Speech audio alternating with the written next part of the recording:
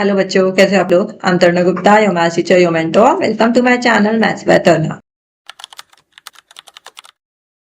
हाँ जी, सो हम 23-24 CBSE board paper continue कर रहे हैं। सो क्वेश्चन नंबर 1 to 50 में ऑलरेडी कर चुके हैं।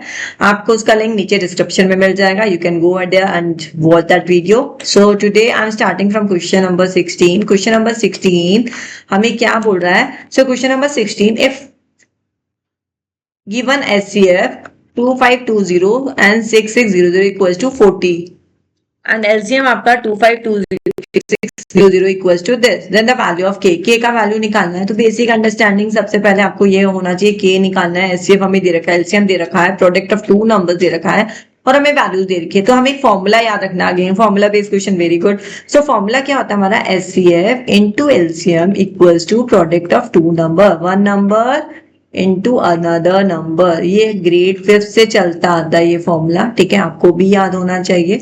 तो SCF हमारा क्या है, 40 है, LCM हमारा 252 इंटू K है and product of two number is 2520 into 6600, right. हमें K का वैल्यू निकालना है। देखो 252, oh my god, seems to be easy question. हाँ, 252 से 252 कैंसिल हो गया, ये 10 बच गया, ठीक है। यहाँ पे क्या बचा था हमारा नंबर 6600। चलो इसको यहाँ पे क्लियरली ढंग से ले लेते हैं। तो K equal to 10 into 6600 divided by 40, right. तो ये 0 से 0 चला जाएगा, ठीक है। 4 से इसको कैंसिल आउट कर दो तो यू विल गेट 165। तो ये आपका आ जाएगा 1650। So answer is A, right. चलो जी 17 पे मूव करता है। If the sum of the first n terms of an AP is this 3n square plus 4n and is the common difference is 6, then its first term is. अब बेटा कितना easy question आया आपको। देखो sum of the first n terms दे रखी है। अब एक बात बताओ, जो फर्स्ट टर्म अगर मैं निकालूंगी sum of first term is equal to the nth term, तो फर्स्ट टर्म a1 के इक्वल होगा वो। अगर मैं s1 निकालूंगी तो that is equal to a1, right. First term के इक्वल ही होगा। क्या होगा सम ऑफ फर्स्ट टर्म का, तो a1 ही होगा। तो a1 निकाल लेते हैं। a1 इज, इसमें 1 पुट कर दो क्योंकि इसमें फर्स्ट टर्म ही हमसे पूछा है। तो that is equal to 3 plus 4 is equal to 7, ठीक है। फर्स्ट टर्म आया इसलिए इजी हो गया क्वेश्चन। अगर कुछ और टर्म पूछा होता ना तो आपको पूरा फॉर्मूला रखना पड़ता है, SN निकालना पड़ता, फिर माइनस करके SN -1 निकालना पड़ता है। जैसे डिफरेंट कॉन्सेप्ट वो वहां पे फिर दूसरा अप्लाई होता है, ठीक है। अभी आपको इतना ही पूछा तो जस्ट राइट डाउन A1 का वैल्यू उसमें पुट कर दो। So we are doing question number 18. So question number 18 हमें क्या बोल रहा है। So question number 18, what should be subtracted from the polynomial x square minus 16x plus 30 so that the 15 is the zero of the resulting polynomial. अब इसमें से हम क्या माइनस करें कि हमारा रिजल्टिंग पॉलिनोमियल क्या हो जाए, 0 हो जाए। So that the 15 the zero of the resulting polynomial. तो 15 हम इसमें से what should be subtracted, right? Got it the question? Now इसमें हम क्या करेंगे, 15 को पुट कर देंगे x की जगह। 16 इंटू 15 प्लस 30 माइनस के, द रिजल्टिंग पॉलिनोमियल क्या हो जाए, 0 हो जाए, ठीक है। तो 225 माइनस 16 इंटू 15 करेंगे 240 प्लस 30 माइनस के इक्वल्स टू 0। तो k का वैल्यू आप यहाँ से सॉल्व करेंगे तो k का वैल्यू आपका आ जाएगा 15। आप करके भी देखो ना, यहाँ पे देखो 15 को माइनस करो, आपका रिजल्टिंग पॉलिनोमियल क्या आ जाएगा, x square minus 16x plus 15 आ जाएगा। यहाँ से आप फर्दर सॉल्व कर लो, आराम से मिडिल टर्म स्प्लिटिंग वगैरह हो जाएगी तो आपका रिजल्टिंग पॉलिनोमियल आ जाएगा।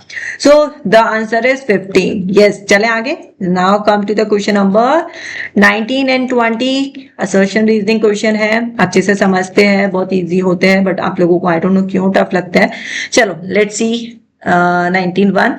In a cricket match, a batsman hit a boundary 9 times out of 45 balls he plays. ठीक है, the probability that in a given ball he does not hit the boundary is 4/5. ठीक है, तो he does not hit the boundary is 4/5। तो हमें check करना है। तो अगर हमारा हिट कर रहा था तो 9/45 आ रहा था, ठीक है। अगर हिट नहीं करेगा तो 1 से माइनस कर देंगे। तो 45 माइनस 9 कम्स आउट 36/45। इसको कैंसिल आउट करेंगे, 9 4 जा 36, 9 5 जा 45। तो 4/5 आ रहा है। तो असर्शन हमारा क्या है, ट्रू है। And the reason is probability of event not happening, तो that is equal to 1। Yes, हमारी प्रोबेबिलिटी अगर वो हिट कर रहा है बॉल को plus not hitting the ball, तो दोनों को इक्वेट करेंगे, दोनों को प्लस करेंगे, दैट इज कम्स आउट 1। तो दिस इज आर ट्रू। तो ये भी हमारा करेक्ट स्टेटमेंट है। This is the correct formula for the above one. So हमारा आंसर हो जाएगा A. Now come to the question number 20। Question number 20 हाँ जी, the point which divide the line segment joining the point this and this internally, ये हमारा एक point है, ये हमारा एक दूसरा पॉइंट है और रेशियो में 1:2 के रेशियो में है और हमें इसका वैल्यू निकालना है x, y का, ठीक है, इसका रेशियो निकालना है, ठीक है जी। और ये चेक करना है ये आ रहा है क्या, तो हम लगा लेंगे यहाँ पे सेक्शन फॉर्मूला, x कोऑर्डिनेट निकालेंगे तो क्या बनेगा, 1 को -1 से इंटू करेंगे तो -1, ठीक है, 2 को 1 से करेंगे तो +2 upon 1 + 2 that is equal to 3, comma y को निकाल लेते हैं 1 × 2 1 × 1 प्लस 2 × 2 4 अपॉन 3, तो ये आ जाएगा आपका 1/3 एंड 5/3। तो हमारे कोऑर्डिनेट्स ये आ रही है प्लस में, ये माइनस में, so this is false, right. Now reason देख लेते हैं, the coordinate of the point which divide the line segment joining this and this, यही था हमारा same a and b in the ratio of m1 and m2, ratio कितना था, m1 and m2 था, और हमारा